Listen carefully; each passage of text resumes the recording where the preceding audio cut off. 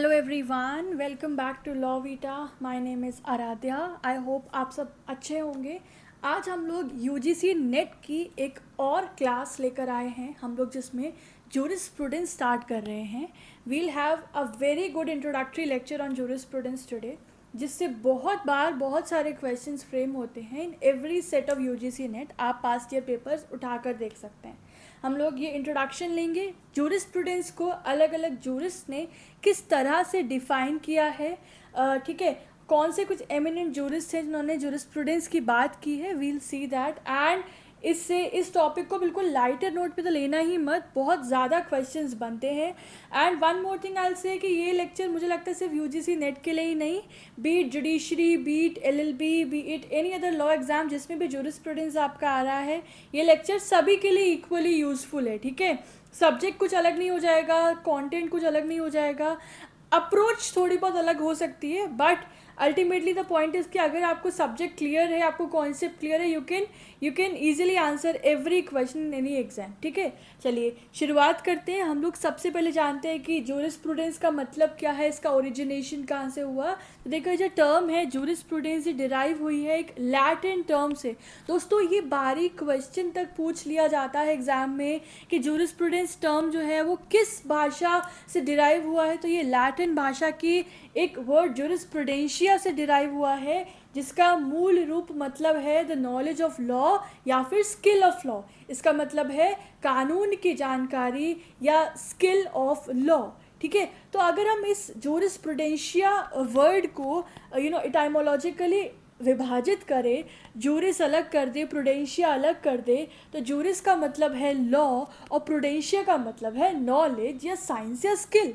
तो अगर हम इसको कलेक्टिवली पढ़ते हैं, so in simple word jurisprudence means the knowledge of law और the science of law and its application. इतनी सिंपल सा मीनिंग है। जूरिस्प्रूडेंस एक स्टडी है, एक सिस्टमैटिक स्टडी है, ये जिसमें हम लोग पढ़ते हैं कि लॉ क्या है, लॉ कैसे बना, कैसे आया, इसका पर्पस क्या है, उसको पूरे को बताने के जितने भी प्रिंसिपल्स है, ठीक है, उसकी स्टडी कहलाती है jurisprudence. Is as simple as that.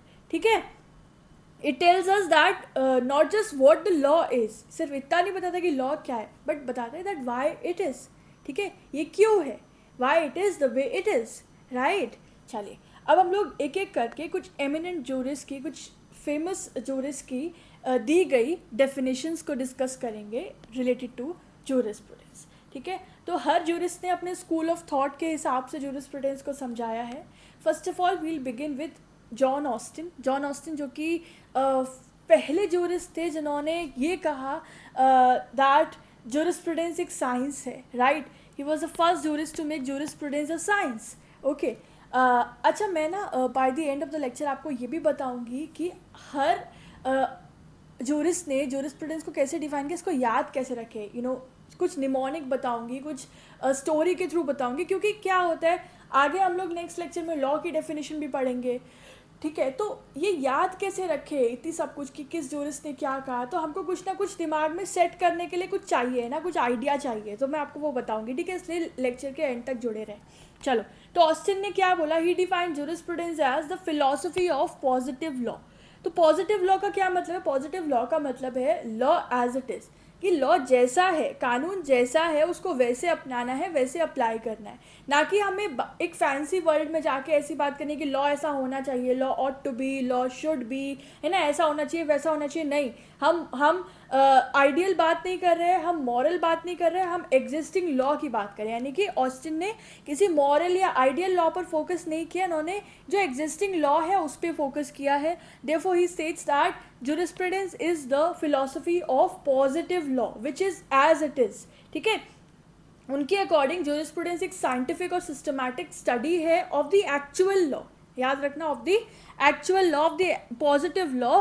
ठीक है, and that is laid down by the sovereign authority. देखो, जब हम लोग ऑस्टिनियन स्कूल पढ़ेंगे, जो ऑस्टिन का स्कूल था, जो उसके मेन प्रोपाउंडर थे ऑस्टिन, तो उसमें वो लोग ऑस्टिन बात करते हैं कि there is a sovereign authority जो कि कुछ कमांड्स ऑर्डर करती है, फिर उसको हमें फॉलो अप करना होता है, ओबे करना होता है. अगर फॉलो नहीं किया जाता है तो उसके लिए कुछ सेंक्शंस इम्पोज किए जाते हैं, ठीक है. जो उसको डिसओबे करता है तो उसके ऊपर पनिशमेंट इम्पोज की जाती है. तो ऑस्टिन के अकॉर्डिंग एक सॉवरेन अथॉरिटी रहती है हर सिस्टम में, जो कि कुछ ऑर्डर्स देती है और उससे जो बाकी लोग हैं उनको फॉलो करना होता है. So that simply direct towards the concept of law as it is, law which is existing. Okay, Austin ने जूरिस्प्रूडेंस को 2 पार्ट्स में डिवाइड किया है. ये भी एक क्वेश्चन बनता है कि किस जूरिस्ट ने जूरिस्प्रूडेंस को general jurisprudence and particular jurisprudence में डिवाइड किया है. सो ही इज़ ऑस्टिन, ठीक है. उनके अकॉर्डिंग जनरल जूरिस्प्रूडेंस क्या है, वो प्रिंसिपल्स हैं which are common to all the systems of law, वो हर सिस्टम ऑफ लॉ में कॉमनली प्रिवेल करते हैं. एंड पर्टिकुलर जूरिस्प्रूडेंस वो है which is particular to one country, ठीक है. So remember Austin divided jurisprudence into 2 classes named general and particular jurisprudence. So how you will remember this, remember that I am saying कि Austin is awesome at analysis. Austin is awesome at analysis, है ना. Austin analyse ही तो कर रहे हैं, analyse कर रहे हैं पॉजिटिव लॉ को, एग्जिस्टिंग लॉ को, लॉ एज इट इज को, and he is saying that will not discuss about law ought to be. So Austin is awesome at analysis, and therefore we'll remember that he's talking about law as it is, he's talking about the philosophy of positive law, right? And also remember that Austin is the founder of the school called analytical school, जिसको हम लोग Austinian school भी बोलते हैं. And he was the one who was talking about the concept of positive law as well, ठीक है. चलो, next definition is by Keaton. So Keaton defined jurisprudence as the study and systematic arrangement of the general principles of law. यानी यहाँ पे कीटॉन के लिए jurisprudence एक arrangement है. कैसा अरेंजमेंट है? एक ऑर्गेनाइज स्टडी है ऑफ द जनरल प्रिंसिपल्स, वो जनरल प्रिंसिपल्स ऑफ लॉ जो कि हर लीगल सिस्टम में पाए जाते हैं. सो ही सेज दैट जूरिस्प्रूडेंस क्या है? एक सिस्टमैटिक, एक स्टडी है, एक अरेंजमेंट है जनरल प्रिंसिपल्स ऑफ लॉ का. तो कैसे याद रखोगे? कीटॉन keep the things in key order, है ना. तो मैं लिख दूँ यहाँ पे, कीटॉन keep things in key order. तो इससे आप याद रखना कि अरेंजमेंट की बात करते हैं, है ना, ये सिस्टमैटिक अरेंजमेंट की बात करते हैं. So Keeton keep the things in key order, ठीक है. चलो, next definition is given by Salmond. Salmond is a very famous jurist. So he defined jurisprudence as that it is a science of the first principles of civil law. Very important definition my dear friends, बहुत repeatedly आती है ये questions में. तो सामन के according उन्होंने इस definition को ना 2 सेंस में समझाया है. कैसे? एक जेनेरिक सेंस में, एक स्पेसिफिक सेंस में. जेनेरिक सेंस में उनका मतलब ये है, he is saying that it's a science of civil law, ठीक है. स्पेसिफिक सेंस में he is saying that it is a science of the first principles of civil law. मतलब जूरिस्प्रूडेंस एक साइंटिफिक डिसिप्लिन है जो कि जो लीगल प्रिंसिपल्स के ओरिजिन को, लीगल प्रिंसिपल्स के स्ट्रक्चर को समझाता है, उस लॉ के फर्स्ट प्रिंसिपल्स को समझाता है, उसकी स्टडी करता है, उसकी साइंस है जूरिस्प्रूडेंस, ठीक है. So here it is written that according to Salmond jurisprudence can be defined in 2 senses, the generic sense and the specific sense. The generic sense states that jurisprudence can be defined as science of civil law, and in specific we are saying that it is the science of the first principles of civil law, ठीक है. तो सामन जो है, सामन एस से है. So remember Salmond is more specific, वो specific है. स्पेसिफिक कैसे? वो सिविल लॉ के फर्स्ट प्रिंसिपल्स की बात करें. So he is specific and he is scientific. So remember by this that Salmond is specific and Samand is scientific. Okay, remember through this remembering line. Okay, let's move ahead. The next definition is given by Holland, and his full name is Sir Thomas Erskine Holland. He is an English jurist. So he states jurisprudence as the formal science of positive law. एक simple सी definition दी है कि एक formal science है positive law की. यानी jurisprudence एक formal, एक theoretical science है जो पॉजिटिव लॉ के कंसेप्चुअल फ्रेमवर्क को स्टडी करती है, उसके बेसिक प्रिंसिपल्स को स्टडी करती है, ना कि अगेन जैसे ऑस्टिन ने कहा था पॉजिटिव लॉ में हम जो लॉ एग्जिस्ट कर रहा है हम उसकी बात कर रहे हैं, हम मॉरल वैल्यूज़ की बात नहीं कर रहे, हम एथिकल वैल्यूज़ की बात नहीं कर रहे. So the same goes with the Holland. He says that it is the formal science of positive law. Now we may get confuse कि अगर पॉजिटिव लॉ की बात हॉलैंड ने की तो ऑस्टिन ने भी तो की थी. How it is different from the Austen's definition. So Austin states that it is a philosophy of positive law. On the other hand, Holland is stating that it is a formal science of positive law. So this is the basic difference. Otherwise क्या होगा, हम बस इतना दिमाग में set कर लेंगे कि अरे हमने पढ़ा था कि पॉजिटिव लॉ की बात ऑस्टिन ने की थी. सो इवन दो आप पूरी डेफिनेशन नहीं पढ़ोगे, आप सिर्फ पॉजिटिव लॉ पढ़ के आप ऑस्टिन क्लिक कर दोगे. बट हियर जब यहाँ पे मेंशन है that it is a formal science of positive law, तो ये जो डेफिनेशन है ये हॉलैंड ने दी थी. तो आप प्लीज़ याद रखना, वहाँ ऑस्टिन ने फिलॉसफी ऑफ पॉजिटिव लॉ की बात की है और हॉलैंड ने formal science of positive law की बात की है. ठीक है, वो कह रहे हैं कि ये एक फॉर्मल, एक थ्योरेटिकल साइंस है जो कि पॉजिटिव लॉ के कंसेप्चुअल फ्रेमवर्क को स्टडी करती है. ठीक है. According to him, jurisprudence should only concern itself with the basic principles of concepts underlying in any natural system of law.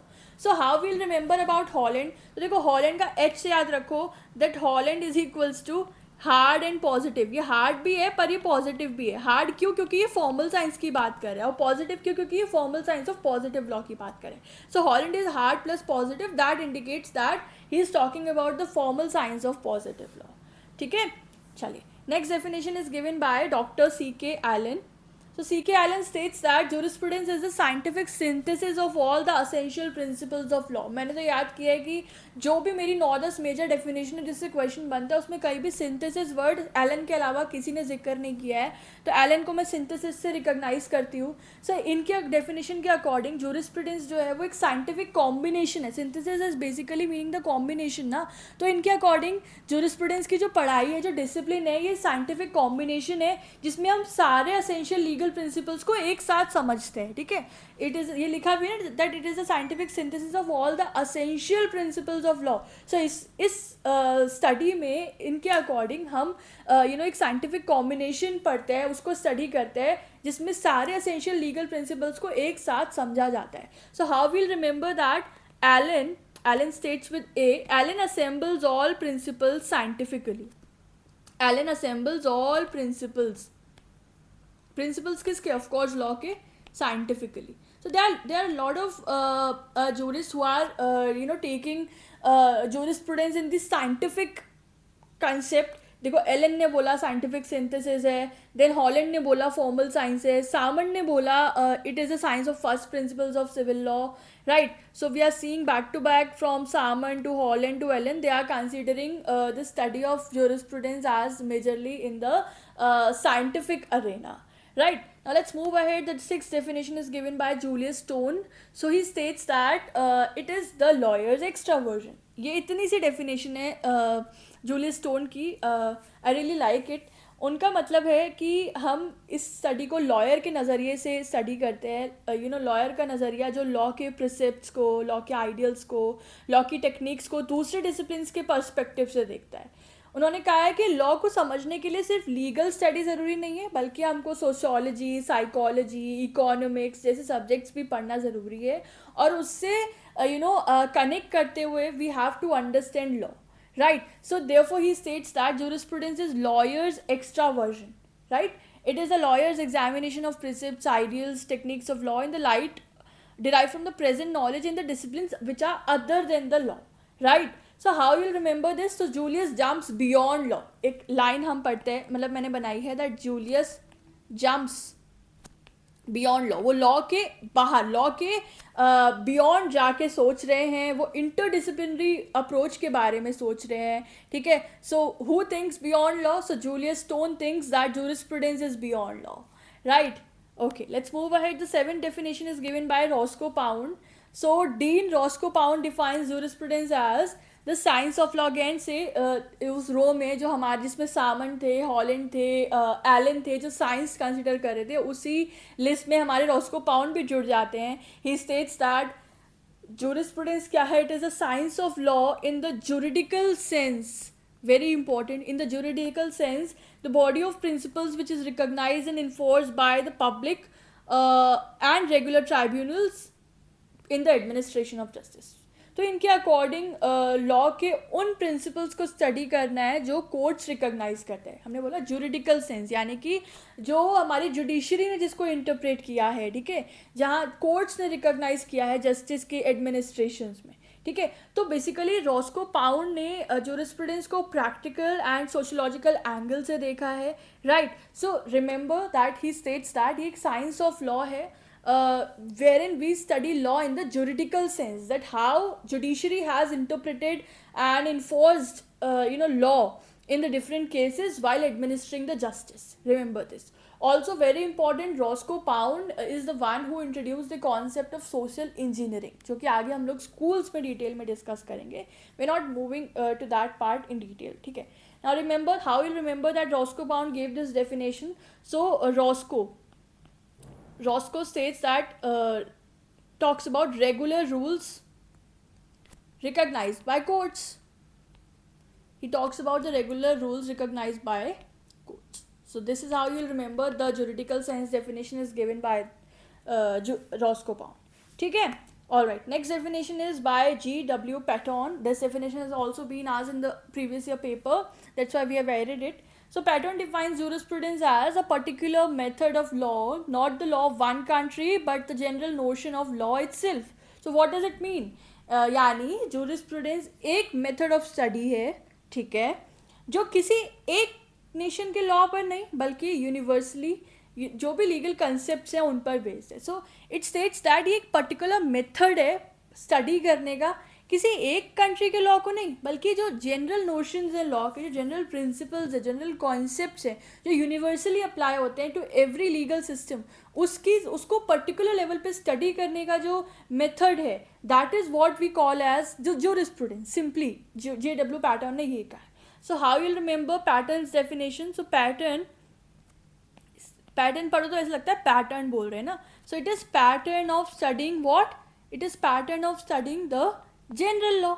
We're not studying any particular law, है ना. We are talking about the general notions of law. So pattern से we'll remember the pattern of studying the general law. Simple. Okay. The last definition that we're discussing here is by John Chipman Gray. So Gray ने कैसे define किया है? States that it is a science of law, the statement and systematic arrangement of rules followed by the courts and the principles which are involved in those principles. मतलब jurisprudence जो है वो उन rules और उनके underline principles का study है जो कोर्ट्स अप्लाई करते हैं, ठीक है. देखो अब you will get confuse between the Roscoe Pound's definition and Gray's definition. दोनों में डिफरेंस क्या है I will tell you. Roscoe Pound बात कर रहे हैं कि जूरिस्प्रूडेंस एक साइंस ऑफ लॉ है. अगेन ग्रे भी वही बात कर रहे हैं दैट जूरिस्प्रूडेंस एक साइंस ऑफ लॉ है. But Roscoe Pound says that we are saying that jurisprudence जो है वो बॉडी ऑफ प्रिंसिपल्स है विच are recognised by courts, which are recognised by the judiciary in the administration of justice, right. Juridical sense में जो law है वो हम लोग पढ़ते हैं, वो उसकी जो स्टडी करते हैं that we call jurisprudence according to Roscoe Pound. But Gray क्या कह रहे हैं? ग्रे कह रहे हैं कि this is the science of law, the systematic arrangement of rules which is followed by court. ठीक है, ये वो सिस्टमैटिक अरेंजमेंट है, वो उन रूल्स का, उन प्रिंसिपल्स का जो कि कोर्ट फॉलो करते हैं, जो कि कोर्ट अप्लाई करते हैं in their process of determining the rights of the individuals. ठीक है, so how will remember this that Gray give rules use by courts. ठीक है, Gray give rules use by courts. And Roscoe Pound में क्या था? These are the rules which are recognised by courts, which are recognized by courts, which are enforced by courts. And here Gray states that these are the rules which are followed by courts, which are involved by courts, which are used by courts. Right? You'll remember this or not? With this we are done with this particular lecture. We've also added a separate synopsis we have added. Let's have a synopsis quickly. So we have studied that जो word jurisprudence है that has been derived from a Latin word jurisprudentia, जिसमें juris का मतलब है law, prudentia का मतलब है knowledge, skill और science. So collectively we say that jurisprudence is the knowledge or science of law. ठीक है, देन एक एक करके हमने डेफिनेशन पढ़ी. ऑस्टिन ने बोला कि ये फिलॉसफी ऑफ पॉजिटिव लॉ है, हम लॉ एज इट इज़ की बात करते हैं, लॉ ऑट टू बी की बात नहीं करते हैं. ऑस्टिन जो है एनालिटिकल स्कूल के फादर हैं. फिर हमने एक मेमोरी टिप याद की, Austin is awesome at analysis, right. Then moving to Keeton, तो कीटोन ने बताया that it is a systematic arrangement of general principles of law. Then we remembered a memory tip that Keaton keep the things in key order. That means he is talking about the systematic arrangement. The next comes Samand. तो Salmond का definition था the science of first principles of civil law. तो Salmond ने general sense में और specific sense में jurisprudence को define किया था. So we remember that Salmond is specific and scientific. Next comes Holland. So Holland ने बोला that it is a formal science of positive law. Then we remember the memory tip that Holland is hard and positive. He talks about formal and positive law. Then moving ahead talking about Allen. So Allen synthesis की बात करते हैं. So we remember that Allen assemble all principles scientifically. Then next comes Julius Stone. Julius Stone lawyer के extra version की बात करते हैं. He says that jurisprudence is lawyers extra version, means we study law with the help of other disciplines. So we remembered the memory tip that Julius jumps beyond law, है ना. Then came Gray, John Chipman Gray. So he stated that it is a science of law, systematic rules which are followed by court. So we studied the memory tip. We remember Gray gave rules used by courts. Then comes Roscoe Pound. उनकी definition है that science of law in the juridical sense. So here law is equals to principles which are recognized by court. So Roscoe Pound के लिए हमने tip क्या याद की थी that these are the regular rules which are recognized by courts. R. ठीक है. Last comes G.W. Patton. So he stated that jurisprudence is a particular method of study general notions of law. इसकी memory tip क्या थी? Pattern is equals to the pattern of studying the general law. Okay. ये quick recap है. I am not repeating it. आप चाहो तो उसका screenshot ले लेना. और with this we are done with particular lecture. This was the first lecture but at the same time very important lecture. ठीक है. अगले लेक्चर में हम लोग क्या डिस्कस करेंगे मैं आपको दिखा देती हूँ. Next we'll discuss the meaning of law. ठीक है. जब जूरिस्प्रूडेंस पढ़ते हैं तो जूरिस्प्रूडेंस के डेफिनेशंस पढ़ने के बाद सबसे पहला टॉपिक आता है लॉ को पढ़ना कि लॉ क्या है. अल्टीमेटली जूरिस्प्रूडेंस में हम लोग कानून की तो पढ़ाई कर रहे हैं, कानून के मेथड्स की पढ़ाई कर रहे हैं, कानून के प्रिंसिपल्स की पढ़ाई कर रहे हैं, कानून क्या है क्या नहीं है, कैसा होता है कैसा नहीं होता है, कहाँ यूज़ होता है ना. तो हमारी पूरी पढ़ाई लॉ के अराउंड रिवॉल्व करती है. तो हमारा पहला टॉपिक होगा कि कानून क्या है और अलग अलग जूरिस्ट ने कानून को किस तरह से डिफाइन किया है, क्योंकि सवाल इनसे अच्छे खासे बनते हैं. ठीक है. अगर हमने ध्यान से इन्हें तैयार कर लिया इन लेक्चर्स के थ्रू तो आपके जैसे 1 2 3 जो भी क्वेश्चन बनते हैं वो आप इजीली अटेन कर पाओगे. राइट. तो आगे के लेक्चर्स के लिए क्या करेंगे, आप हमारे चैनल से जुड़े रहेंगे, सब्सक्राइब करेंगे, बेल आइकन दबा के रखना ताकि वीडियो जैसे ही आए आपको तुरंत पता चल जाए. ठीक है. और कमेंट सेक्शन में मुझे अपने रिव्यूज़ बताना that how did you find this lecture, और कुछ कमी बड़ी जो भी आपको लगता है कि कुछ मॉड्यूलेशंस करने चाहिए वो मुझे कमेंट में बताना. एंड हमारे UGC नेट के लिए अभी तक बता देती हूँ आपको, जब तक हो सकता है आप ये वीडियो लेट देखें तब तक और नोट्स तैयार हो जाएं. फिलहाल के लिए jurisprudence, international law and sale of goods act, इन 3 सब्जेक्ट के नोट्स तैयार हो गए हैं नेट के, क्योंकि मैं खुद से अपने आप कर रही हूँ तो मुझे टाइम लग रहा है दोस्तों. ठीक है. तो आप इन 3 सब्जेक्ट के नोट्स अभी फ़िलहाल मुझसे ले सकते हैं, खरीद सकते हैं. ठीक है. कुछ नॉमिनल अमाउंट पे पेड रहते हैं. इसमें मैं आपको क्या दूंगी, मैं आपको ये प्रिंटेड नोट्स भी दूंगी और मैं साथ साथ जो मैंने अपने हैंड रिटन नोट्स बनाए थे ना लास्ट मिनट रिवीजन के लिए वो भी मैं आपको दूंगी एक PDF में. ठीक है. उसके लिए आप मुझे या तो इंस्टाग्राम अकाउंट पे DM करो. ठीक है. या फिर आप मेरी ईमेल ID पे कांटेक्ट करो. दोनों की डिटेल्स आपको चैनल पे मिल जाएंगी, ईमेल ID की भी और इंस्टाग्राम पेज की भी, वरना कमेंट में पूछना मैं बता दूंगी. ठीक है. तो अच्छे से पढ़ाई करो. ठीक है. और अब पता है क्या होगा, आप PYQs में जाना. जैसे मैंने अभी आपने जूरिस्प्रूडेंस का लेक्चर पढ़ा कि जूरिस्प्रूडेंस को अलग अलग जूरिस्ट ने कैसे डिफाइन किया. अब आप जितने भी PYQ देखोगे ना वो सब हमने कवर कर लिए हैं इसमें. ठीक है.